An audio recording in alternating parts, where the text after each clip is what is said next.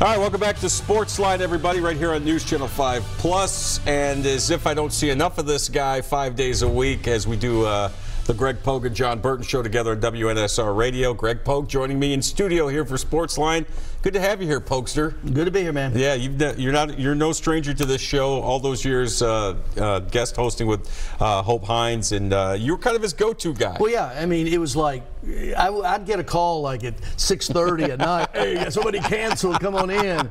And one time, one of the worst snowstorms that Nashville had in years, and I used to do the show with Dave.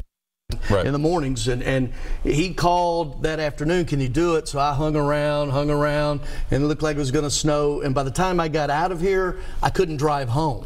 and so I actually drove to a friend in Germantown and spent the night. But yeah, it's Hope was. I was going to say, I mean, Hope was that guy. When he called, you answered. I mean, he's just an absolute gentleman and a true legend here, not only at News Channel 5 and News Channel 5 Plus, but all over Middle Tennessee. Let me ask you though, because Hope's built like, I mean, is that a prerequisite to being a sports anchor here? To be? I think that's why I got the job. Buff? Yeah, I think it's why I got the job 8 years ago. You don't want to mess with Hope. No. Yeah. we can go down that rabbit hole if you want. Let's leave that alone. But all right, well, let's talk about some issues of the day. I mean, if you watched Open Line before we came on, spent an hour talking about the whole soccer stadium situation with the mayor and Parcel 8C, I think it is, or whatever. Where do you come out on what's going on? Do you think there's a path to where everybody can get what they want? I hope so, and I know there are probably a lot of people that it's an either or. Okay, me, I'm more than I'd love to have the MLS on one side of the fairgrounds and the 30,000 seat racetrack for short track racing. Bring NASCAR in, with the Bruton Smith and his company, the heavy hitters they are. I don't know if we're going to be able to coexist or not. There's a lot of very strong people on both sides. These are millionaires and billionaires deciding this. And one side, and first off, I want a disclaimer. It's not my tax dollars at work. I live in Rutherford County. Gotcha. I have the whole time I've been here, but then I've been asked for many, many years to comment on these issues. So I do want to say that. Absolutely. The Metro with the 36, the council 31-6 vote. One of those was John Cooper in the nay, and so there's the one side is saying he was a councilman at the time. Now obviously he's Nashville's mayor. And the one side legitimately says, hey, we've been jumped every hurdle. We've done this. The MLS would not have awarded us a franchise. We went to the front of the line essentially because of the stadium agreement. MLS is looking and saying what's going on, and you have the other side saying, look, you've got Nissan Stadium down there. When it was built, HOK, the architect, specifically designed, and you've seen the friendlies that we've had there. If the World Cup ever comes to the U.S., which it could, we could be one of the sites for that. And so I understand that side. I understand, I wasn't a hockey fan when it came, and you learn it, and I appreciate it and everything. But the other side of it is that in 1962, when Metro government was formed, part of that charter was to protect racing at the fairgrounds. So that supersedes anything in my mind. Can they coexist? The flea market, and we were talking about today. I got to get you out to the flea market. I want to go. I have a lot of friends that tell me nothing but good things about the flea market. It's the last weekend of the month, and it's been there for decades. And they have a new home. Where they were, it was really running down. And then after my dad retired from coaching, he actually ran a hobby as a furniture business at the flea market, and so I got to see it up close. Boy, I tell you what, if we're heading to litigation, I know that the Ingram side has filed, and wanting to come in and intervene with that. The other side is saying, let's explore the fairgrounds for what it's supposed to have been all along, is racing. Now, in 1984, NASCAR pulled at the time the Winston Cup event. It was there, and so. And as a matter of fact, the all-time winning racer there was Richard Petty, and Darrell Waltrip raced there. I mean, just absolute legends. And so for personally, and I know they've got that 2.4 acres Yes. that are there, Yes. and that's contingent upon some commitments to public fundings and public trust and public housing and all those things, which are so good. But at the end of the day, selfishly, I hope both are out there. Yeah, me too. Because I think both would be great for the city, right? I don't know if it could happen, but and we're talking about 2.4 acres of land there that could be preventing it. And Speedway Motorsports, or Bruton Smith's company is strong. I mean, that's like George Steinbrenner coming in here and wanting to put a. That's a heavy hitter. So it's when you have millionaires and billionaires going at each other, sometimes it's just fun to watch all of it. I know the people involved aren't happy. Yeah, rich people problems, right? Yeah. 615-737-7767 is the number to call. Let's go to line 1. Check in with Michael. Michael, you're on the air. Hello. How are you? Fine. I was just bringing up the point that I don't understand why you couldn't have the first field to play in be the Titans, and then as MLS grows, then they could build their own. I just don't understand it. I live outside the county. I'm in Bedford County, but I just think that's the first step to make. I'm waiting to hear for your comments. Thank you. All right, thanks for the call. Well, we would never have gotten an MLS expansion franchise without the commitment for the state. Right, that was their number one thing. Right. It's like, we'll come to your city, we being the MLS, but you have to build a soccer-specific stadium. And once Nashville said yes and it was voted in, they said, all right, guess what? Congratulations, you have a franchise. But do you think and I don't want to speak for the mayor, but do you think he's basically thinking, let's just build a NASCAR track.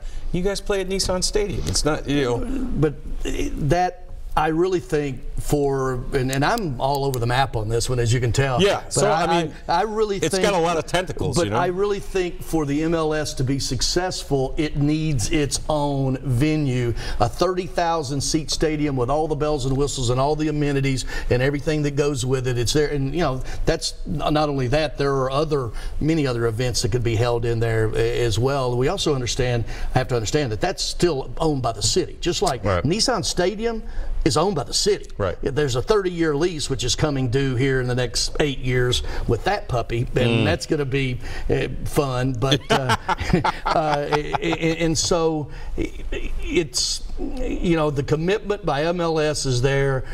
I don't think a MLS would want to be, what they are though. You look at where other franchises play. They play in a variety of stadiums, but I don't think a 68,000 Nissan Stadium is one that really is conducive. That's not appealing to them. It doesn't look good on TV. You see a lot of empty seats. And they want their own. And I don't blame them. Yeah. All right. Who'd you say, Taylor? Sarge or Surge? All right. Let's go to the Sarge who joins us. Good evening, Sarge. Hey, Pokester, this is the Sarge.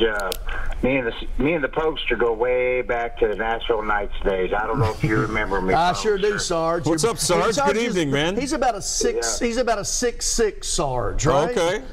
Well, I will stand at attention then, sir. Yeah.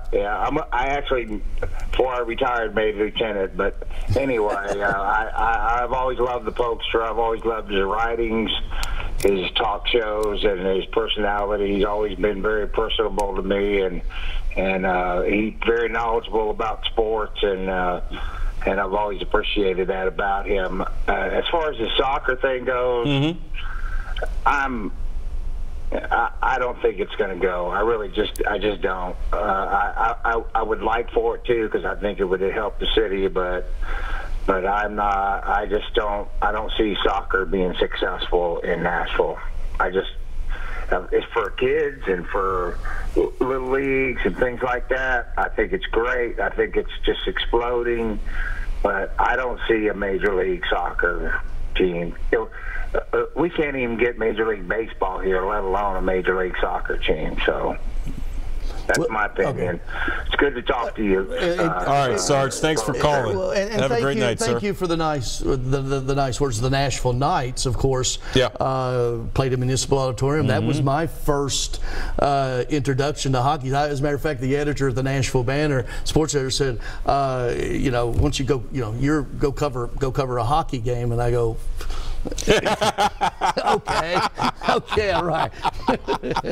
And that's how I got roped in. I actually covered. I was covering the Oilers, Titans, those transition years as the beat writer, and so I was the pro sports writer. So I actually covered the NHL expansion in New York City, and that was my beat. And that was when the only person I would pick up the phone and call was Craig Leopold. Right. And then Jerry Helper. I have to tell this story, of course. Longtime senior vice president of communications. Just been there from day one, and was really the reason that we have Pete Weber and Terry Crisp here is because of Jerry. And I remember and so I would call Craig directly because there was nobody else to talk to, and here's the owner. And so I got a call from Jerry Helper one day and said, from now on, when you need, and I'm Jerry Helper, I'm the new senior vice president, director of communications, when you need to talk to Craig, you need to call me first, and we've joked about that as well. But that's that was the first one. So but to Sarge's point, I never thought hockey would work here.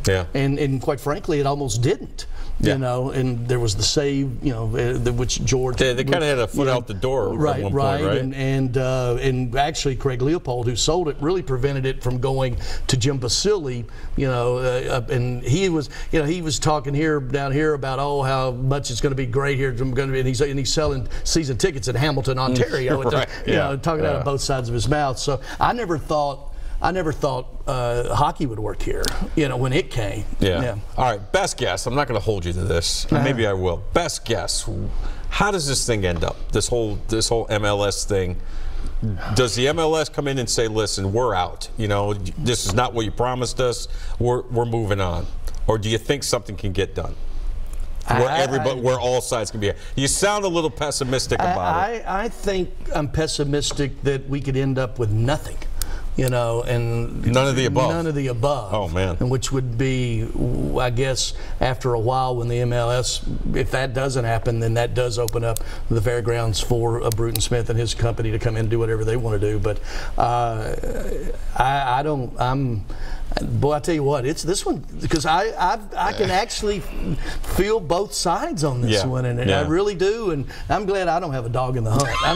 I'm just going to sit back and like the last hour. I mean, there's people who are emotionally invested, financially invested, and everything. It's a hot button topic. But will MLS work here? I think absolutely. This city, as it grows, the taste become more diverse, and that's in restaurants, that's in music, that's in sports, that's in entertainment, whatever. And so as we grow, more people want more different things, and there's no doubt in my mind the MLS would work here. I think we still have Mike on line one. Hello, Mike.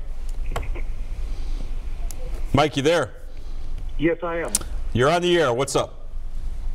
Well, I was just wondering, I'd like to see NASCAR and soccer both in Nashville. Is the old Greer Stadium being used for anything, or is there enough room for a soccer field there? No.